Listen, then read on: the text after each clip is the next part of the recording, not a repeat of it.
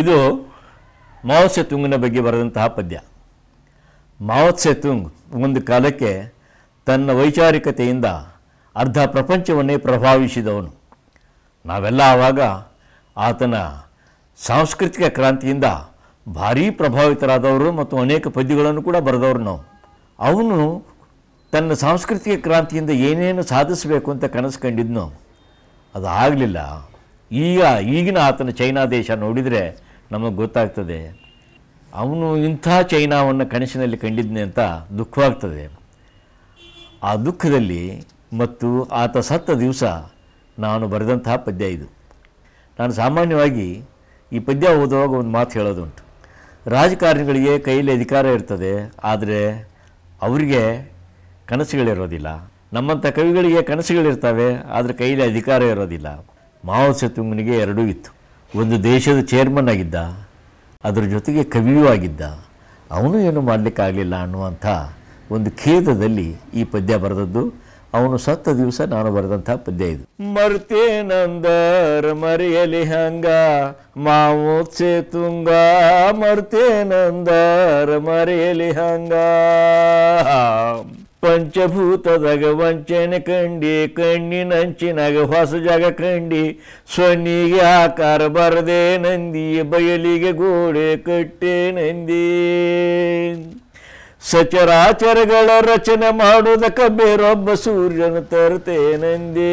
ಮರ್ತೇನಂದರ್ ಮರ್ತೇನಂದರ ಮರೆಯಲಿ ಹಂಗ ಮಾವೋ ಸೆತುಂಗ, ಮರ್ತೇನಂದರ ಮರೆಯಲಿ ಹಂಗ. ಆತ ಸತ್ತ ದಿವಸ ಈ ಪದ್ಯ ಬರೆದದ್ದು ನಾನು.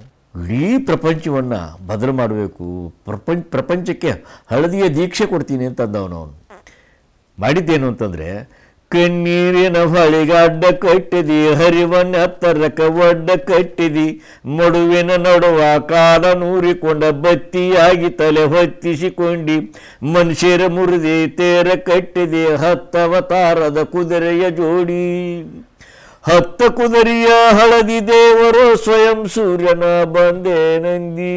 ಮರ್ತೇನಂದರ್ ಮರ್ತೇನಂದರ ಮರೆಯಲಿ ಹಂಗ ಮಾವೋ ಸೆತುಂಗ, ಮರ್ತೇನಂದರ ಮರೆಯಲಿ ಹಂಗ.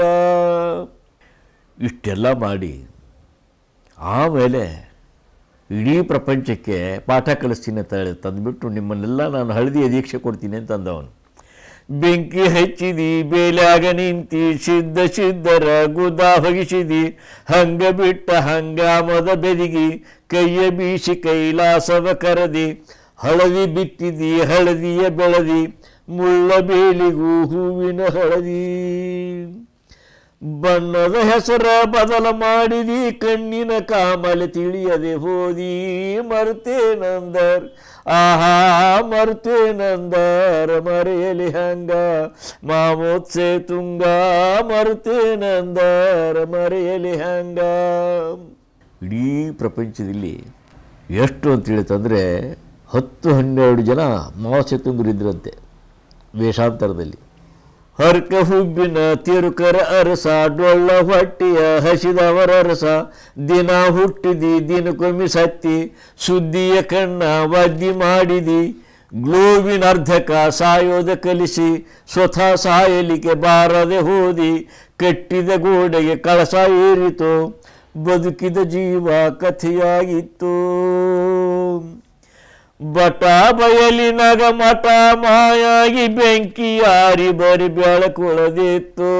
ಮರ್ತೇನಂದರ್ ಮರ್ತೇನಂದರ ಮರೆಯಲಿ ಹಂಗ ಮಾವೋ ಸೆತುಂಗ, ಮರ್ತೇನಂದರ ಮರೆಯಲಿ ಹಂಗ.